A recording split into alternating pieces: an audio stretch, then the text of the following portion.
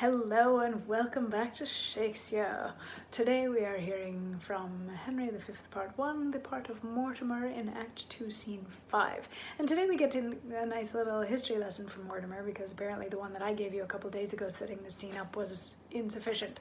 Actually, no, it's just that Shakespeare wanted to recap things for his audience. Anyway, Mortimer was arrested by King Henry V by King Henry IV because he was a threat to the throne and yada yada, all that sort of fun stuff. We're going to hear more of this in the monologue today.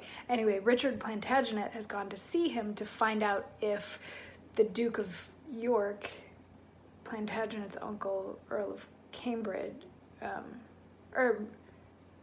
Earl of Cambridge, who was Richard Plantagenet's father, to find out if he was rightfully executed by King Henry V or what that sort of deal is.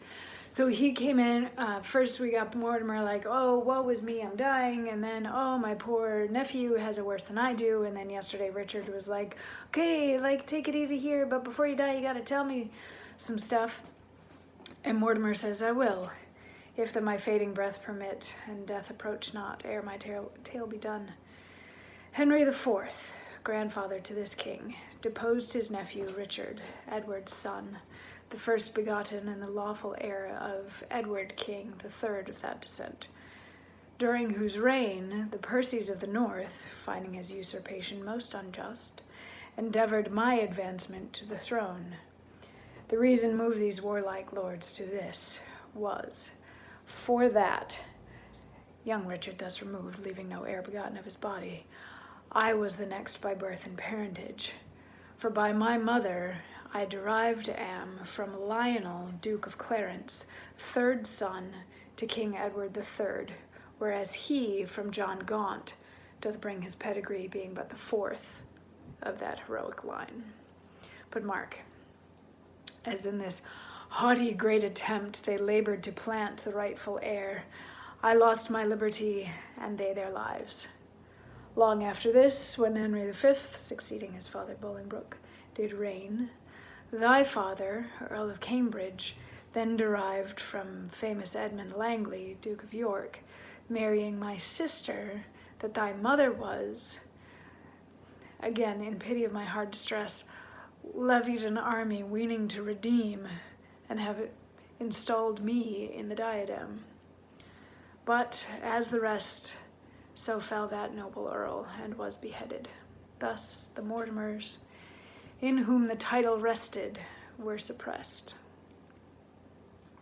So he tells the story of two attempted overthrows of the throne, whether or not he was actually the one who should have been sitting on the throne, which technically maybe he was because of lineage, all that sort of thing, but these attempts were unsuccessful, and that's why Richard Plantagenet's father, the Earl of Cambridge, was killed by King Henry V during his reign. So in response to this, Richard is like, yeah, I still think that the killing of my dad was not cool. And Mortimer's like, you're my heir, that's cool, but be careful about where you go around spouting politics, because that could get you in trouble. And then he dies. He wishes Plantagenet, he wishes Richard Plantagenet a good and happy life, and he wishes that his titles would be restored, even though he has no power to do that. He just sort of hopes that that'll happen.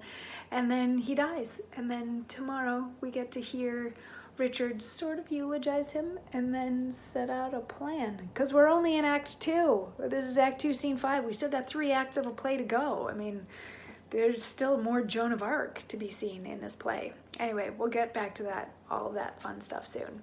I'll see you tomorrow for more.